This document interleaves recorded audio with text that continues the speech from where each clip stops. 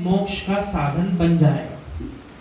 यानी अभी के पुण्य को खर्च करने में मत लगाओ, इस पुण्य को जोड़ो, बैंक में ले आके जमा करते हैं ना, बाद में काम आएगा और अधिक मिल जाएगा। और वैसे ही यहाँ होता है, पाप क्षेत्र में किया परिणाम जब भविष्य में नरक रूप फलित हो सकता है, तो पुण्य क्षेत्र में किया पुण्य परिणाम नियम से सिद्धि रूप फलित हो सकता है। यानी जितना जीव पाप करता है नरक निवोद जाकर भोगना पड़ता है। तो वैसे ही कह रहे हैं पुण्य क्षेत्र में जो पुण्य बांधेगा उससे भी भविष्य में सिद्धि रूप फल की प्राप्ति होगी कि नहीं होगी? होगी। पूर्ण खाली होकर सुनना। और मैं क्या कह रहा हूं, जब तुम सुनने बैठो, भगवान को निहारने बैठो, इंद्रियों से आंखों से तो उनको निहारो, पर एक गूढ़ रहस्य की बात बताऊं। हे मित्र, जिसका चित्त डवाडोल है उसके दादा के दादा को चुनौती है तुम चित्त भगा सको कहीं अपना। विद्या में बता सकता हूं, मन तुम्हारा कहीं जा नहीं सकता। जो लोग कहते हैं कि माला फेरते ही मन बाजार में घूमने लगता है, अरे आप मेरे से मिलो, चित्त उन्हीं के भटकते हैं जो चित्त को जानते नहीं है। तो जो चित्त को जानते हैं वो अपने चित्त को मनाना भी जानते हैं। इतनी देर अपन बैठ करके या सुन रहे हैं, बोल रहे, चिंतन मनन चल रहा, इतनी देरी जो प्रयास चल रहा है मन को समझाया, मनाया कि नहीं मनाया? कि बिना मनाए बैठ गए आप? जिनने नहीं मनाया होगा वो यहाँ बैठ करके भी बाहर बाजार घूम रहा होगा, लेकिन ऐसा दिखता नहीं है कोई। इसका अर्थ है जिनने अपने चित्त को जाना उनने ही अपने चित्त पे निरोध प्राप्त किया। निरोध लगाया उसको, यहाँ मत दौड़ लगा, यहाँ लगा, विषय दे दिया उसको, मन को भरी नहीं करा, मन को विषय दे दिया, इसके बारे में चिंतन करा। और यहाँ ये विषय नहीं मिलता तो मन स्वतंत्र था, वो कहता आपने कोई काम नहीं दिया, मुझे तो प्रतिक्षण काम करने की आदत है। तो ये विषय नहीं मिलता तो संसार के विषय मिलते हैं। तो जितनी देर जिनवाणी के पान करने में समय लगाया उतनी देर अपन ने अपने चित्त को जाना और मोड़ करके जिन आगम में लगा करके अपन ने कर्मों का क्षय किया। ऐसा कह रहे हैं। अभी मैं समझाता हूं, बेटा आप घर से आइए सोच करके, हम भी तो विधान में खड़े हैं, हमारा भी तो कोई अस्तित्व है। कभी ना कभी पंडित मेरे से भी कह देगा कि बेटा आओ मेरे साथ पूजा कर लो। ऐसा सोचकर तू आया और पूरे 5 दिन निकल गए। अंतिम दिन था, तूने सोचा कम से कम आज बोल दे। अब जब बिल्कुल ही नहीं बोला तो मेरा विश्वास है तू धीरे से खिसक जाएगा कि मेरा तो कोई अस्तित्व ही नहीं है, ये सत्य है कि नहीं है, भग जाओगे। क्यों? मेरा कोई अस्तित्व ही नहीं है, मैं क्या करूंगा यहाँ बैठ करके? खिसक जाएगा बालक। यदि पंडित जी ने कहा कि कलयुग का युवा भगवान की भक्ति कर रहा है, अरे इसको तो दूसरे स्थानों पर जाना चाहिए था। भैया इन बच्चों की पीठ ठोको, इस बात की पीठ ठोको कि धन्य इसके जनक जननी, जो बच्चे आज मंदिरालय की बजाय मंदिर में दिख रहे हैं, ये बालक पीठ ठोकने के लायक।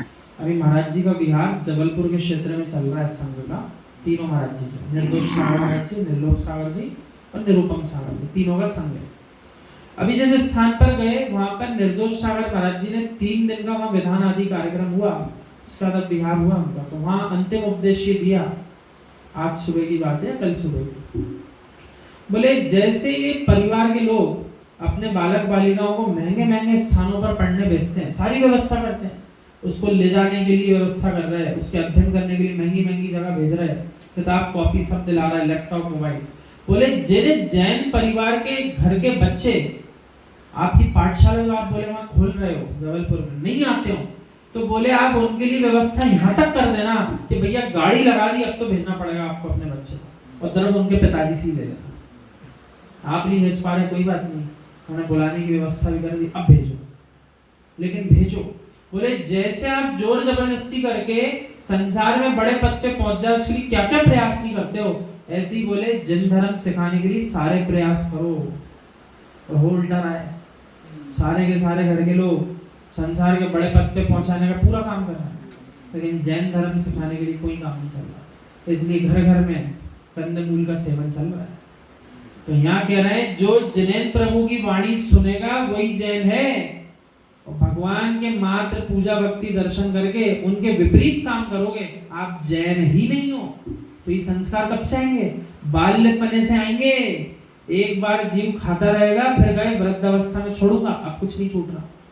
और वहीं आप मुनि श्री वर्धमान सागर जी महाराज को देखो, 12 दिन घरघोर साधना करी, आखिरी में मध्य रात्रि के काल में 13वें दिवस उनका समाधि बना हुआ। इसको कहते हैं अभी 12 दिन किसी से लगातार कह दो भैया 6 रस नहीं मिलेंगे तुम्हें भोजन में, इतना ही है तो दोनों टाइम भोजन करना भरपेट, लेकिन रस नहीं देंगे एक भी 12 दिन तक। या यूं कह दो 12 दिन एकासन करना पड़ेगा शुद्ध वाला। सबके सुन के ऐसा लगेगा ये कौन सा पाप का उदय आ गया हमारे, ऐसा विचार हो जाएगा।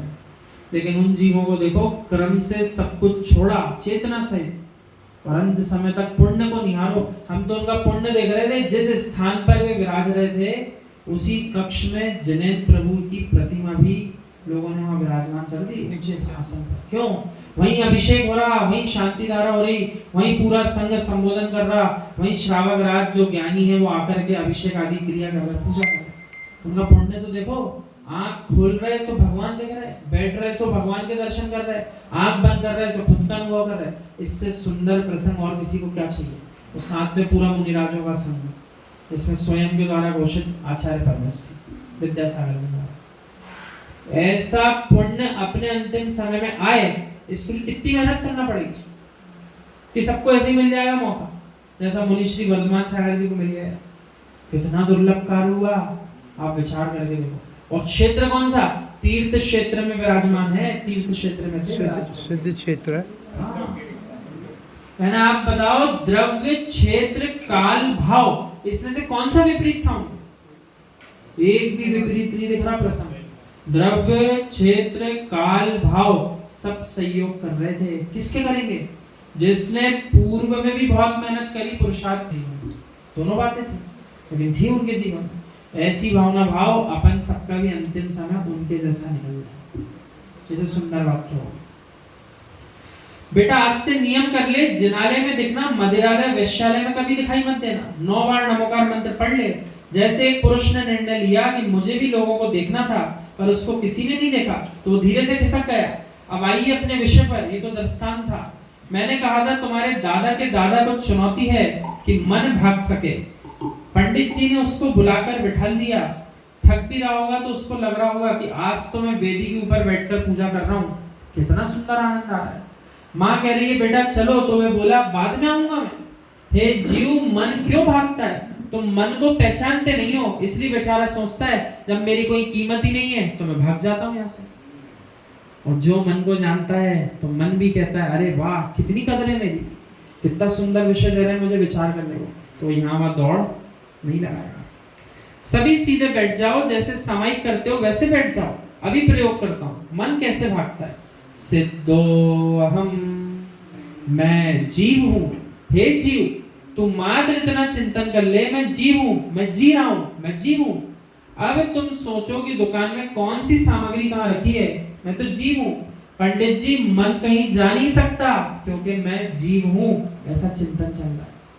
और जो जीव को जीव जान रहा है, सुन रहा है, बोल रहा है, उस समय वो ये भाव कहाँ लगाएगा? हे जीव, कमा कर दे। आप विचार करो अच्छा श्री कहना क्या चाह रहा है। कोई व्यापारी भी है और किसी समय दुकान में बैठे बैठे भी वो ये विचार कर रहा है मैं तो जीव हूँ, सिद्धो हम। उस समय विचार कर रहा है मैं भी बनने वाला सिद्ध हूँ। उस समय उसका ज्ञान क्या यहाँ दौड़ लगा रहा है क्या? कौन सा बिस्कुट का पुड़ा खा रहा है, कैसे दौड़ लगा रहा है? और यदि वही वस्तु में दौड़ लगा रहा था तो ये बोल कैसे